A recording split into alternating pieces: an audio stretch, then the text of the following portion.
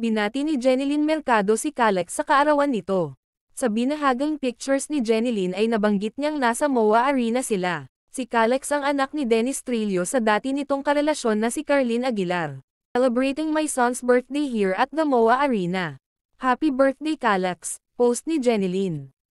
Ibinida ni Iza Calzado ang napaka-cute na video ni Baby Dea Amihan kung saan talagang nag-e-enjoy siya sa music.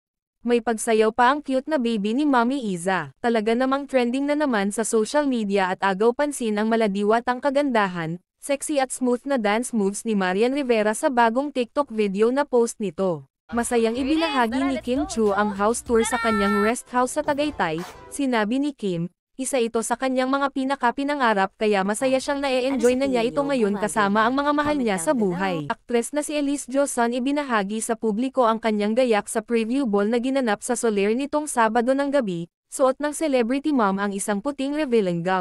An evening of white, caption ni Elise. Catherine Bernardo's gorgeous look at ASAP features the cast of A Very Good Girl, showing on September 27 in cinemas. Actress Rian Ramos posted a sweet photo of her and her businessman boyfriend, Sam Versosa, having an intimate dinner in a fine dining restaurant. Christine Hermosa Soto celebrate her 40th birthday with her husband Oyo Soto and her family.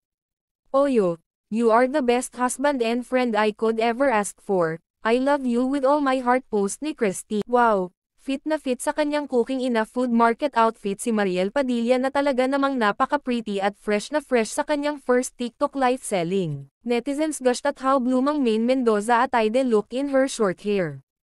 The actress recently flexed her lovely new look on Instagram and wrote, "Hey shorty.